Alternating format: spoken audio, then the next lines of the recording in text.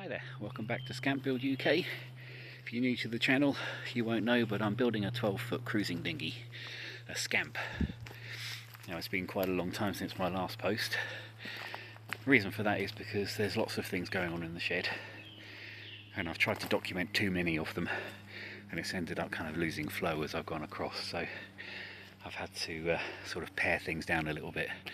Also had another little accident where I lost a load of footage, and then I recorded a load of footage in which there wasn't any sound for, so you'll notice in this video I've had to do a lot of voiceover work and that kind of thing. So but anyway, it's all good, and I'm just about to take you into the shed and show you what's been going on. Just taking a little walk with Lodka here, busy digging a hole, and when I get back I'll take you into the shed. See you there.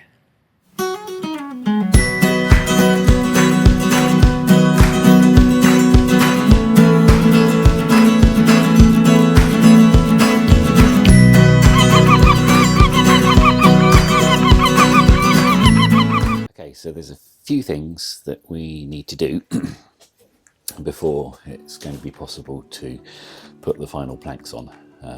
I've explained before, but once those final planks go on, it's going to be a little bit difficult to get access to certain areas, particularly in the bow.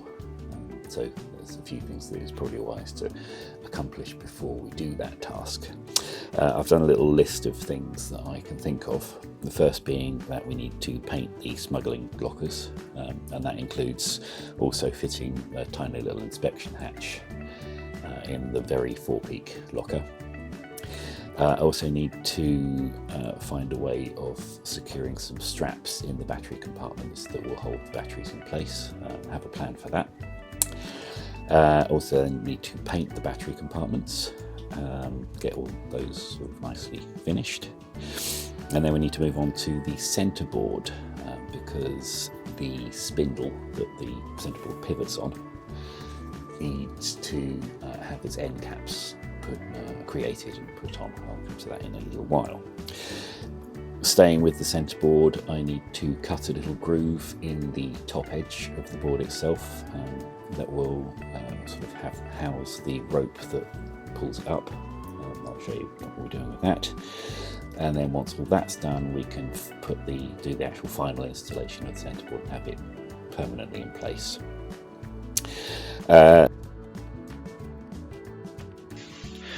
To install the inspection hatch that goes in the forward smuggling locker, I needed to put a ring underneath the deck. This is there to increase the amount of wood that I have to screw the hatch cover down to. So I use the hatch cover as a template and cut out the ring.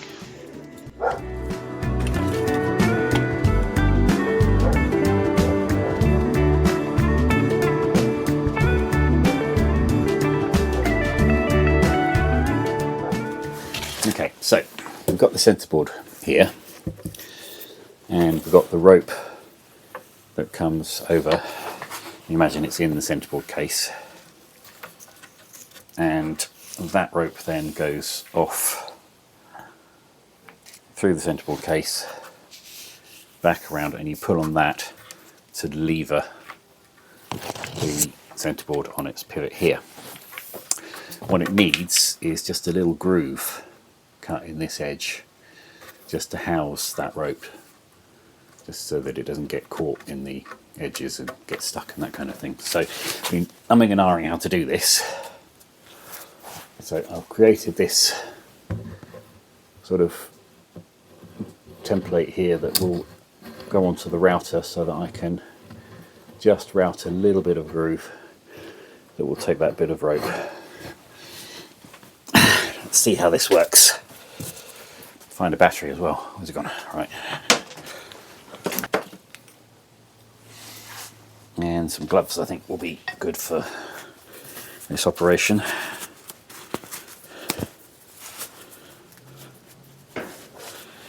Unfortunately, I would have really loved to have had a rounded over router bit, but I couldn't find any. so it'll have to be square. It'll probably round itself off over time anyway, so right, make sure everything is securely fastened.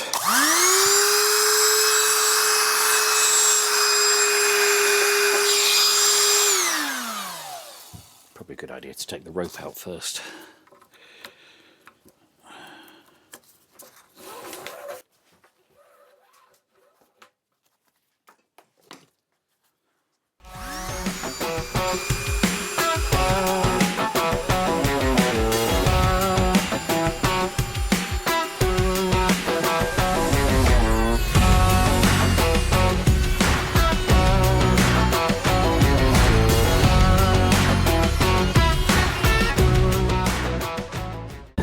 Goes through those the bushes that we did in the episode Bushcraft. So the brass rod that the centreboard pivots on goes through those, and it needs something to stop the water from coming in through here, because you can imagine the water is in the centreboard here, because there's a hole in the bottom of the boat for the water to go up and down. And although the centreboard pivot here, the spindle, is above the waterline, there are splashes and stuff. That means that water could potentially get in. Now, one of the options, of course, would be to just stick a bit of wood over the end, like that, and that would then seal that off. But that would cause the problem that you wouldn't be able to get the centreboard out if you ever needed to. So it needs some kind of removable cap. So I've made this device here out of some wood and a plumbing fitting that is a tank connector.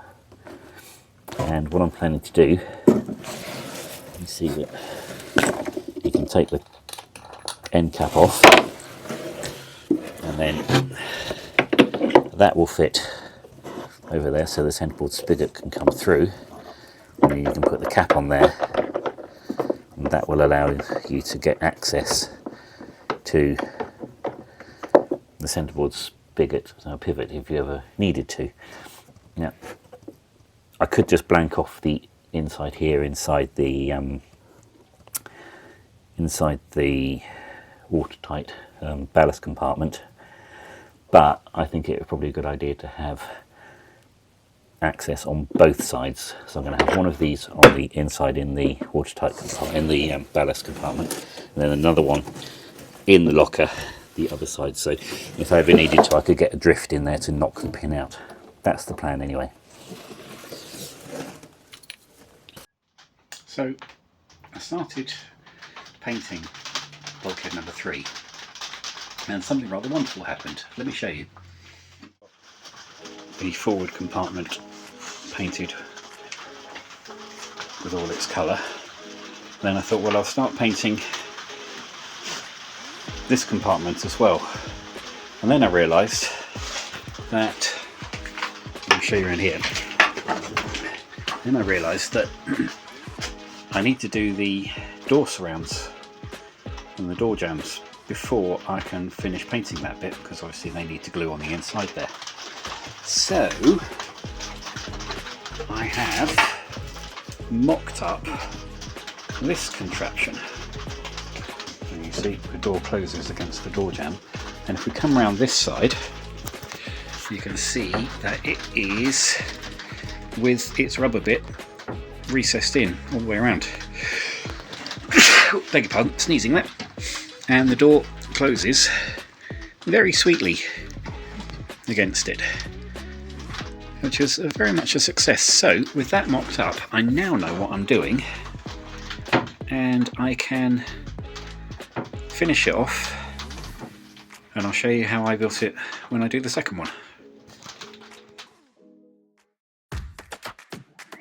I first broke out the router table to cut the channels where the rubber seals will be housed. This is actually the first time that I've used the router table since I bought it well over a year ago, and I was very pleased with how it worked. The yellow featherboards there kept the work firmly pinned down to the table, and it produced a very accurate groove all the way along the piece of wood.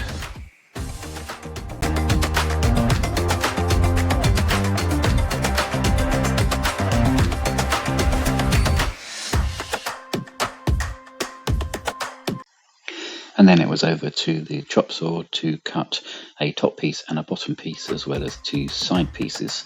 I guess these would be the rails and stiles on a cabinet door.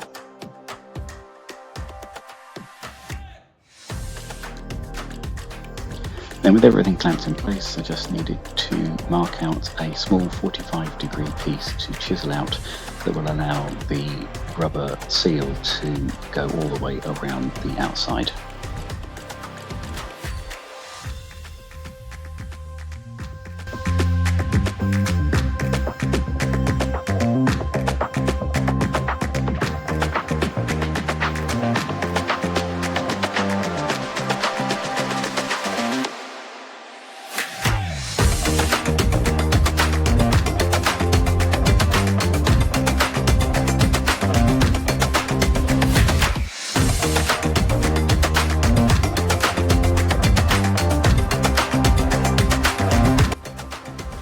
Then I had some fun playing with my new radiusing jigs that go with my router. It took a little bit of time for me to figure out that you need to put the jig on the front or the back of the work so that you can always make sure you're approaching the cut so that the router is cutting on the downstroke. This prevents tear out.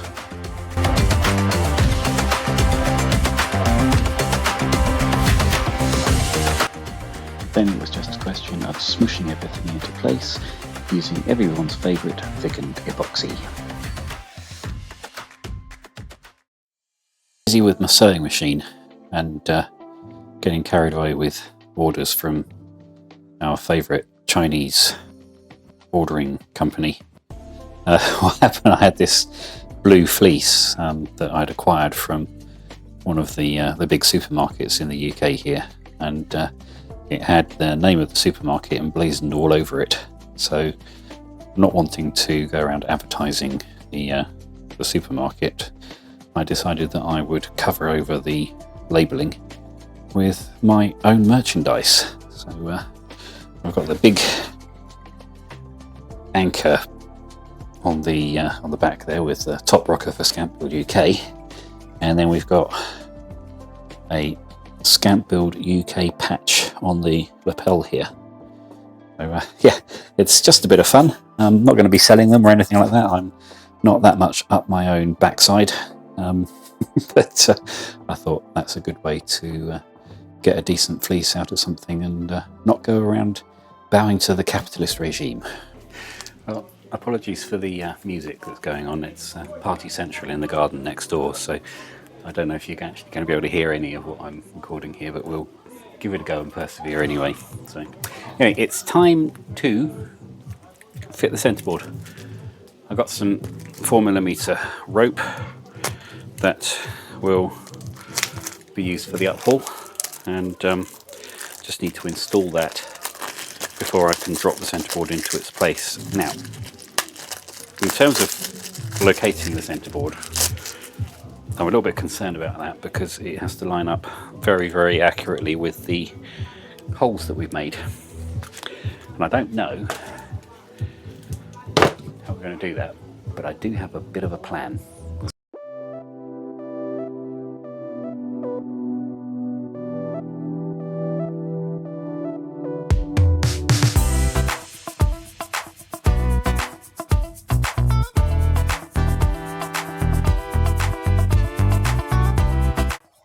I used a piece of strong wire which I threaded in from the outboard end of the centerboard trunk up and through the hole in the centerboard where the pivot goes, and then back down into the centerboard trunk and out through into the ballast locker.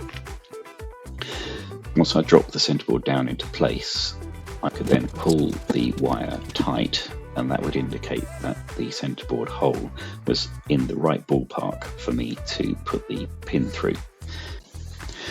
From there, I stuck the pointy end of a carpenter's pencil through, and that further located the centereboard so that it was very close to in the right position.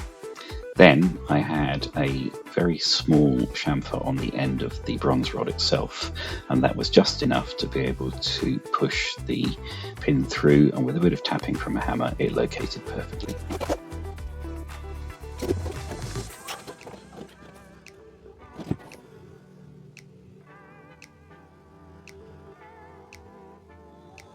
I've raised up the aft end of the centereboard case there on a bit of rope so that it's not on the floor, so when I'm moving the boat around it's not going to sort of catch on the floor and cause any damage and that kind of thing. So all in all, very successful. So I think that's where I'm going to leave this episode. Didn't quite get as much done as I thought I was going to do in the introduction. It's been many weeks in the making of this episode. Partly the reason for that is that I had it mostly filmed and ready to publish and then lost everything. So I had to refilm a load of stuff, and then you probably noticed that there's no sound on a lot of the video clips because for some reason the video was recorded without sound, so never mind. Anyway, I'm really pleased to have got the forward compartment done with that's completely ready now, and I've got the undercoat on the bits between bulkhead 2 and 3, so that's all ready to go. The battery lockers are ready to be properly painted, and then I just need to put the strap in that's going to hold the batteries in place. That's a plan in place for that. The centereboard is actually properly installed for good. Hopefully that won't ever need to come out again now. That's good. So I've done a bit of sanding, so I'm ready to start painting the cockpit lockers, but actually they don't need to be done before the last plank goes on, so I might get that last plank on next, although next episode is going to be a departure from woodwork because I've got something rather interesting to have an experiment with. More of that to come in the next episode. It is going to involve some chemistry. Okay. Thank you for watching. Don't forget to subscribe if you're interested in this kind of thing, and I will see you next time. Cheers. Bye.